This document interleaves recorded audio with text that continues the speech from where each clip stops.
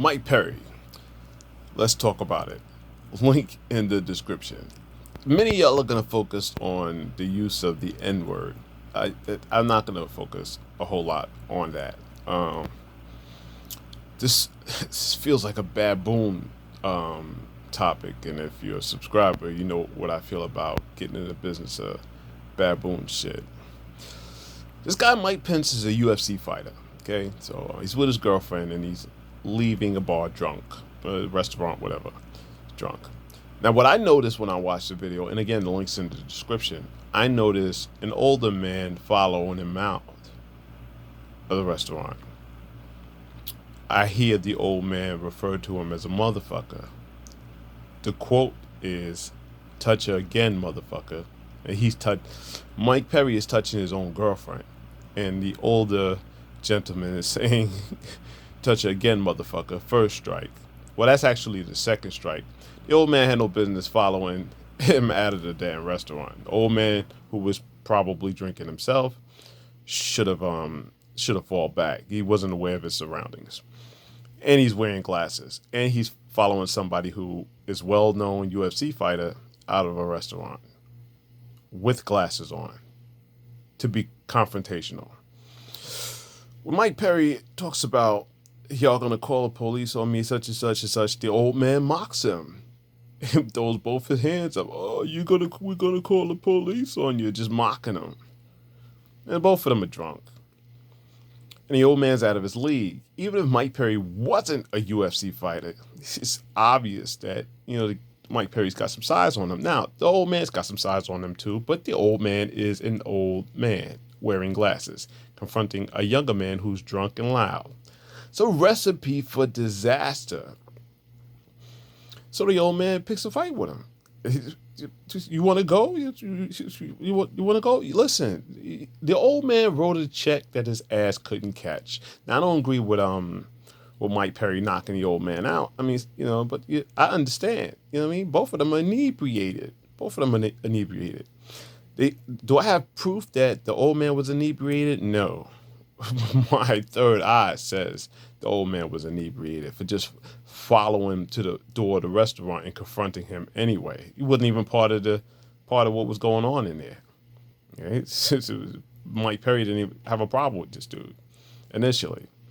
Okay, but the old man made himself appear in Mike Perry's reality on Mike Perry's radio station.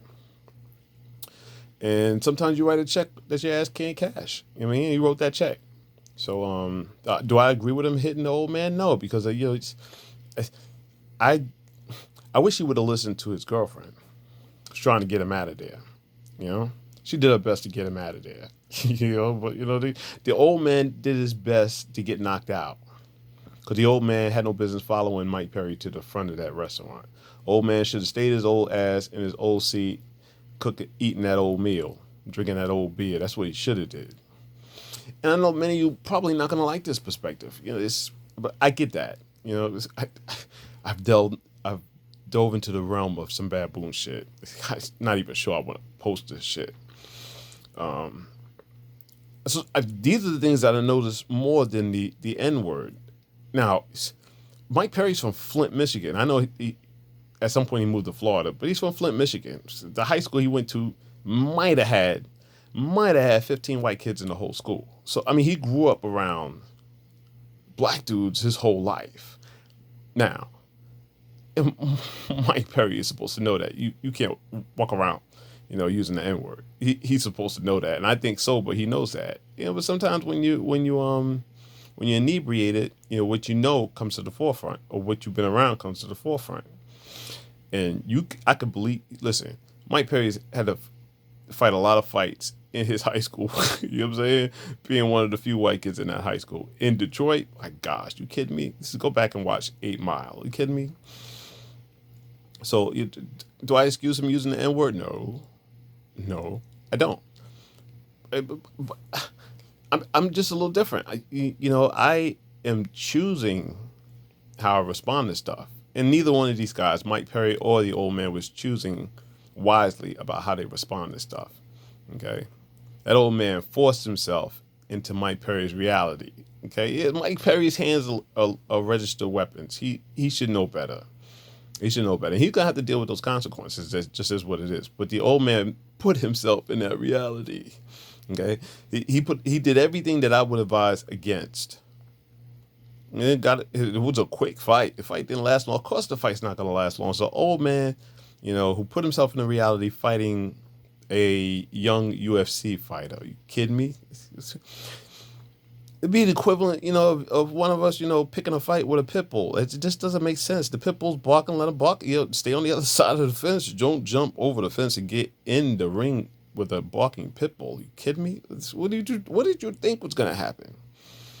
So there are many lessons to be learned here. I'm not. There's gonna be enough of y'all focusing on the N word and use of the N word.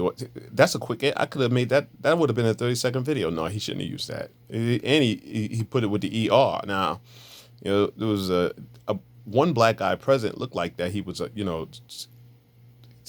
trying to keep the peace. And I don't think he was talking to him. I just think that he had completely gone upstream. He was not in the vortex, as Abraham Hicks would say. He was not in the vortex. And you live and you learn. So I don't make too much of a big deal of this. It's gonna cost him. It's gonna cost him some coin, though. It's gonna cost him some coin from the treasury. And how he called his girlfriend out was deplorable. But she could only do so much. And if I was her, I would reevaluate the relationship, because you can't have somebody on your side like that, that's on your arm like that will put you in danger, in a public place or in any place for that matter. Man, that's what his woman's got to be constantly alert to his environment and protect his woman. That's all I have to say on that. Thank you for coming. God bless you. Good day.